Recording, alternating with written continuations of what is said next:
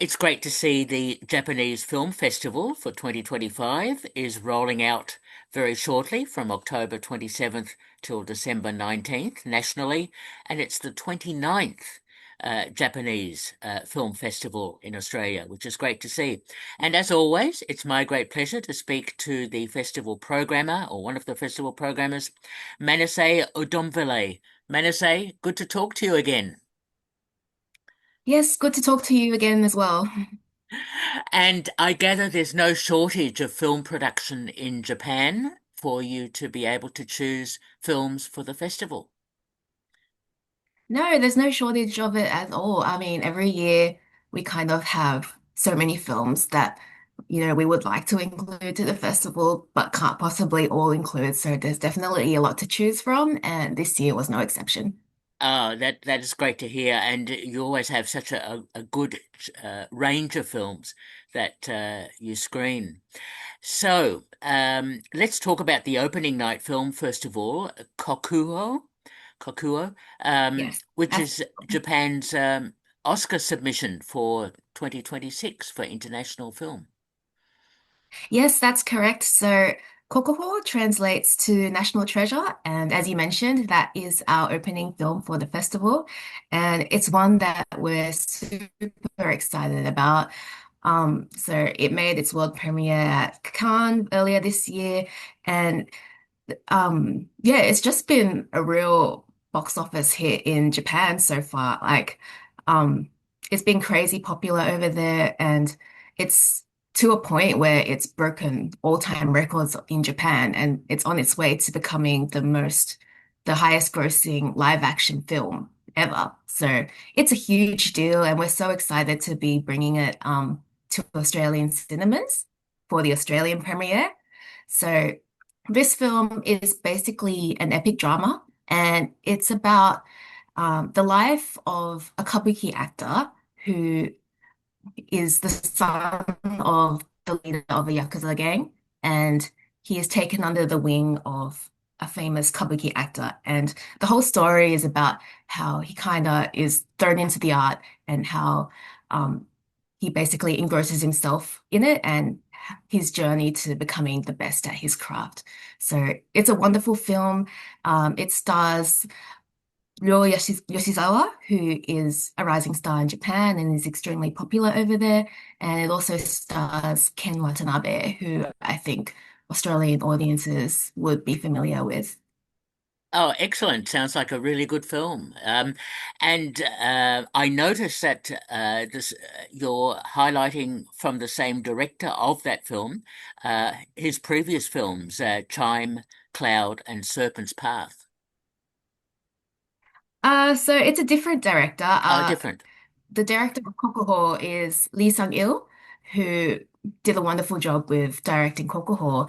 But also in the program, we're including a highlight of three films by Kiyoshi Kurosawa, who is an acclaimed filmmaker from Japan. And for those who aren't really familiar with him, he's very popular for his horror films. So he's kind of really skilled at creating that eerie atmosphere in his works, Ah. and also for creating works that really get into um, basically human psychology and unearthing what makes humans tick.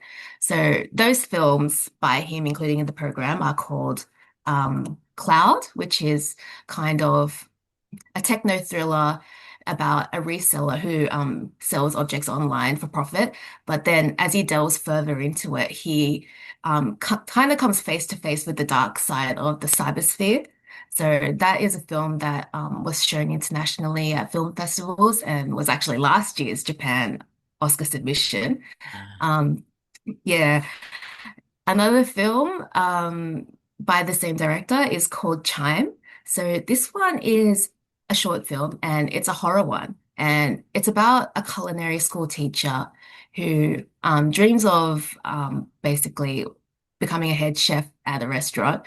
But one day he starts hearing an eerie chime and it really starts to affect his daily life. And um, yeah, you could kind of see where that one's going. It's very creepy. it just showcases the director's skills in horror and together with Chimes screenings around Australia, there will also be post-talk events by experts who will delve into the film's themes and also the director's career. And finally, the last film by Kiyoshi Kurosawa that we're including is called The Serpent's Path, and it's basically about a father whose daughter is brutally murdered, and in his search for revenge, he teams up with a mysterious psychologist, and together they go out for vengeance. So this film is very interesting because it's actually a remake of the same film by the same director that he made 30 years ago, I think. So, yeah, that's pretty iconic to be able to remake your own film, in my opinion. Oh, how interesting to hear that. Sounds great. Now, you said his name is Kurosawa. Is he any relation to Akira? No, I think a lot of people would think that because they're both Ah, such well-known directors, but as far as I know, there's no relation between the two of them. thanks for clearing that up. Okay, very good. Now, a film that has a really interesting sort of media news-based sort of storyline is a film called Showtime 7. Yes, so Showtime 7 is actually one of my other favorites from the lineup. And this one is starring Hiroshi Abe, who you would probably be familiar with if you've watched Japanese films before. And this film is basically about a washed-up TV presenter who has had his glory days, and for some mysterious reason, he is forced to step down from the TV program that he was once a news anchor for. So he is currently working a late night radio gig, and one day he receives a mysterious call from someone threatening to set off a bomb. And he initially dismisses it as a hoax, but when it turns out to be real, President jumps at the chance to be back in the spotlight, reclaim his place as a news anchor. So, yeah, this one's a thriller and it's a very intense one. For the whole time I was watching the film, I was like on edge. So, it's a Ah, very, despite that, it's very enjoyable and I really recommend it. sounds good. Excellent. Now, a film with I think has a great title, Six Lying University Students. Yeah, that's a very intriguing title, isn't it? So, Six Flying University Students is actually based of a novel of the same name, and it's a very interesting concept because this film, the way it's structured, is um, kind of like closed room storytelling. So there's a lot of drama going on in one place. And so the story is about six students who are experiencing job hunting season in Japan. And if you're aware with that, it's a very intense time in students' lives. So together, they initially think that they're going to sail through this interview process together and get hired for the same company. But in a mysterious turn of events, only one of them are able to make it through. And then in another turn of events, their dirty secrets are exposed by a higher power of some sort. So, yeah, a lot of people who have watched it have compared it to kind of like the Hunger Games in the way that they turn each other and have to fight for a spot at the top. So it's very intense, very dramatic, and yeah, definitely an enjoyable film as well. Ah, sounds very good. I thought it might have a plot related to AI or something where they're all cheating or Oh, something. not exactly. Just a lot of drama and like infighting as well. Okay, sounds very good. Now, another film that took my eye, Petals and Memories. Yes, so Petals and Memories is kind of like a family drama and it's set in downtown Osaka. So you'll see a lot of scenery from that city in the film. And it's basically the story of two siblings called Toshiki and Fumiko who lost their parents when they were young. So because of that, the older brother Toshiki is very protective of his younger sister. And when she gets married, it's kind of a bittersweet feeling for him. But as the wedding draws closer, it turns out that Fumiko has been holding a really big secret for a long time, and it kind of strains the relationship between the two siblings. So the whole movie is about how that relationship plays out. Uh-huh. This could be a sub-theme of this festival, secrets and revealing Yeah, secrets. secrets and drama. Yeah. There's a lot of it. Okay, very good. Now, another film that took my eye, 366 Days. Yes, so 366 Days is a film that you'll definitely love if you enjoy romance. Um, so it's about um, two students in Okinawa in the year 2003. And they meet when there's like a mix up with the mini discs, which is kind of like a Japanese type of CD. So the two become closer and they bond over a shared love of music. And the two of them one day dream of moving to Tokyo and living together. But when that is eventually realized, they're kind of faced with the realities of living in a big city and come to find out that it's not as easy as it seems. So yeah, it's definitely one for lovers of romance, and I definitely recommend to choose for this one. If you've watched Japanese like romance films before, they're always gonna make you cry. Oh, yes, it's a good experience to cry in the cinema. That's very important. Yes, definitely. Okay. Sounds good. All right, now here's one with another terrific title, Angry Squad, The Civil Servant and the Seven Swindlers. Yes, that's a great title, isn't it? It's like definitely a mouthful. So, this film is a heist comedy, and I definitely enjoyed this one as well. So, the story revolves around a tax office worker and called Kumazawa, and kind of in line with his job title, he's really uptight and he really sticks by the rules. And one day he falls for a scam by a slick con artist called Himuro. And he is really enraged by it and vows to get revenge against him. But this all changes when the con artist offers to team up with Kumazawa to take down a powerful tax evader called Tachibana, who is one of the most corrupt developers in Japan. So, as I said, it's a heist comedy, and throughout the film, you get to meet the unique characters who create the team that, you know, um, that they've kind of formed to take down this developer. And yeah, it's just very amusing. It's really witty in the way that they present the dialogue. And a lot of people have compared it to like Ocean's 11 with the way that they always have a trick up their sleeve. And yeah, it's quite an enjoyable watch. Very good, very good. Corrupt land developers or whatever, surely they don't exist Yes, really. he's a corrupt developer, but when you Yeah. watch the film, you kind of see that he's really evil. Okay, very good. Now, another title that really intrigued me, The Concierge at Hokioku Department Store. Yes, so The Concierge is our anime film of the program this year. And it's a film that anyone of any age will enjoy, whether you're a kid or not. So the story is about a trainee concierge at the Hokyoku department store called Akino. And the place she works at is quite unique because it actually caters exclusively to animals.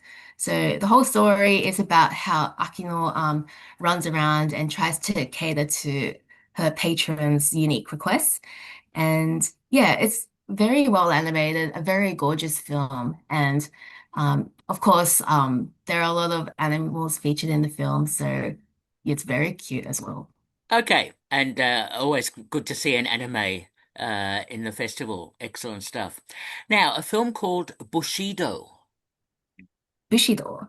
Yes, so Bushido, if you love samurai, I would definitely watch this one in the lineup. So Bushido, if you're not aware, kind of means samurai code in Japanese, which is kind of a hint of what the film is about. So the film is about a Ronin or a lordless samurai who is wrongly accused of a crime. And because of that, he's cast out from his hometown and he's kind of forced to live in a share house in Edo in poverty, basically, with his daughter. So, yeah, he's not living the best life after being wrongly accused of a crime. But this all changes when he becomes involved in a chance game of Go, which is kind of like Japanese chess, if you don't know what it is. But because of that, he finally gets a chance to redeem his name. And the whole story is about how he goes about that. Ah, what an interesting storyline. Okay. Yeah, it's a very interesting story and like it's full of like swordplay and Ah, samurai antics if you're into that. oh, what would a Japanese film festival be without a samurai film? Yes, exactly. Good one. All right. Now, a film, another title that intrigues me, Cells at Work. Yes, so Cells at Work is such a unique film. The whole premise is like totally out there. So the film is basically about what goes on inside your body. So the main characters are like humanized blood cells, a red blood cell and a white blood cell. And the film basically shows how they go around the body and how they go around attacking, viruses and bacteria and all that. So it basically portrays the human body as like this wonderland where there are heaps of cells working around to protect you. And yeah, together with showing the inner works of the body, it follows the life of a high schooler called Nico, and it at the kind of the same time it shows like what she goes through in life and how it affects what goes on inside her body. So yeah, it's such a unique film, and it's like really funny at times because like the way that they portray the human body processes is so out there and wacky. Like, I really recommend this film. What an interesting story. It reminds me a little bit, I don't know if you know this 60s American film called Fantastic Voyage, where these humans are injected into a human body and they explore what goes on Oh my inside it. gosh, I haven't heard that one, but now I definitely need to check it out. Yeah, Fantastic Voyage. Yeah, that's right. Yeah, how interesting. All right, good. Now, Sunset, Sunrise. Yes, so Sunset Sunrise is really an adorable film.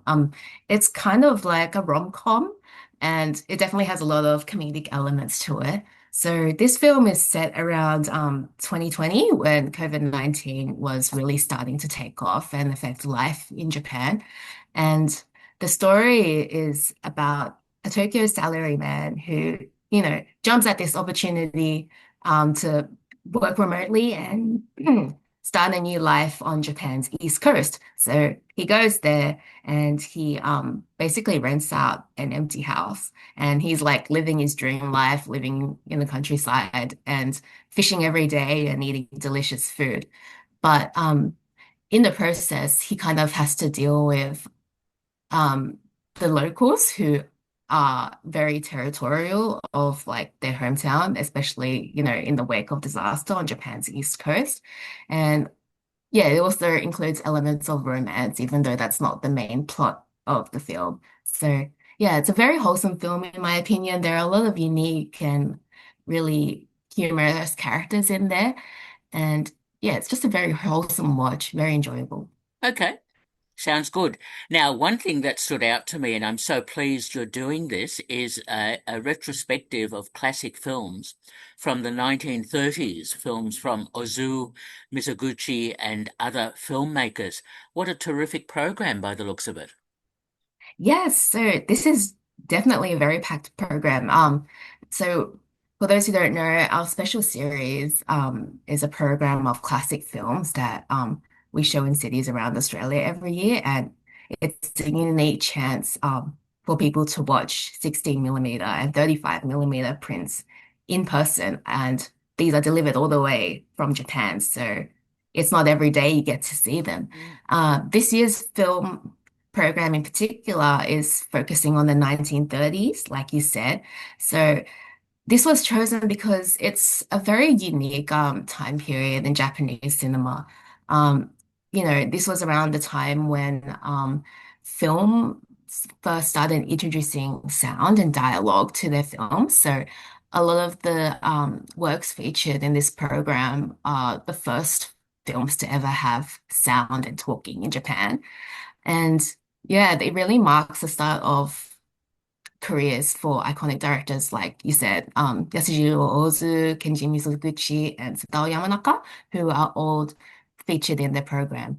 And there's such a huge variety in there as well, because in the 1930s, directors were really just doing anything and experimenting with what was possible through film. So we have a lot of melodramas who capture the hardships of people, and particularly women at the time.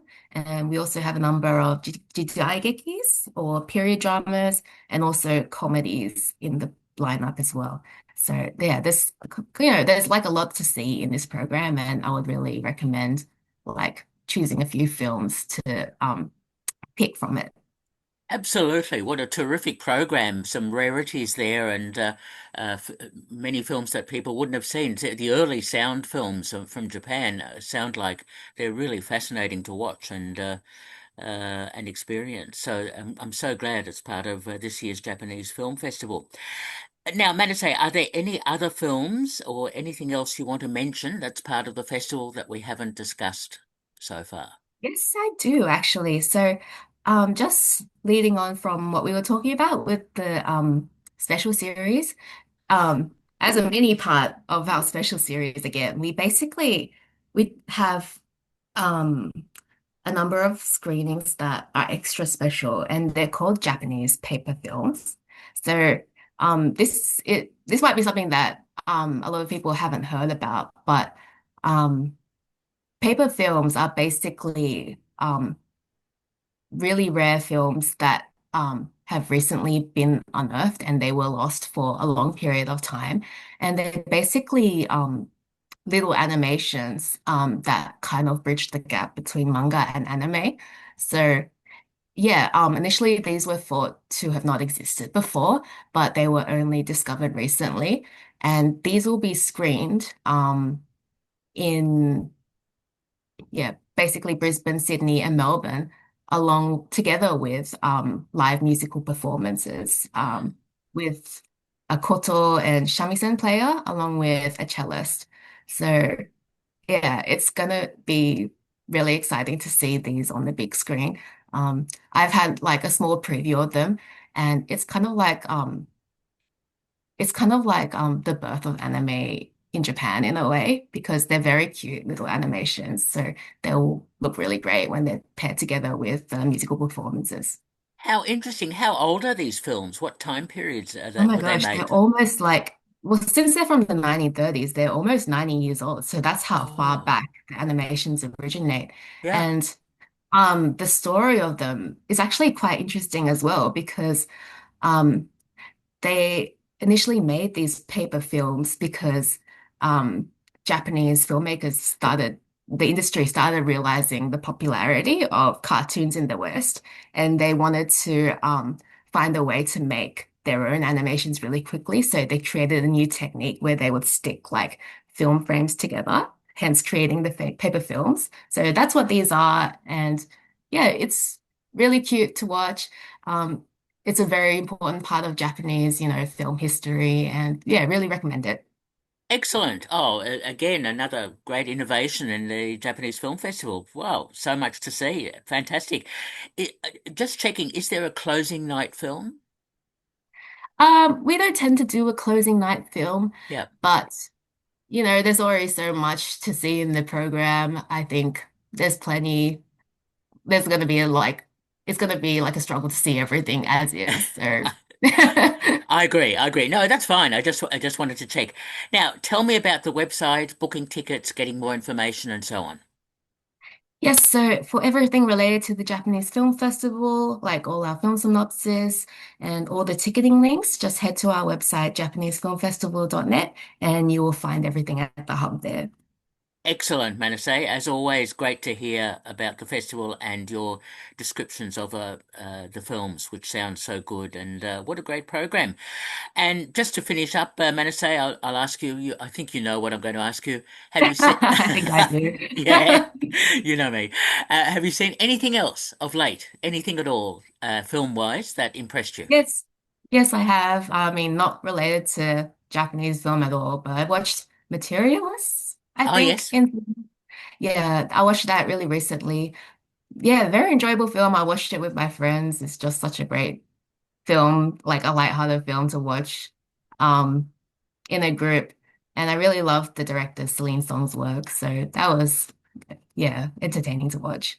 Oh, I fully agree with you. It's such a good romantic drama and a great story. It should have done better, I think, at the box office than it has. But yeah, I agree. Yeah, it definitely had a lot of opinions around it when it came out, but we love to see that as well with movies.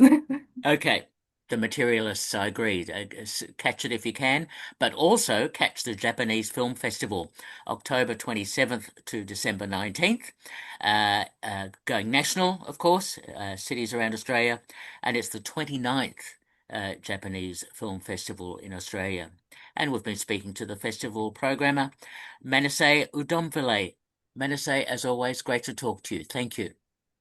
You too. Thank you for having me on the show. Pleasure. All the best. Bye bye. Bye.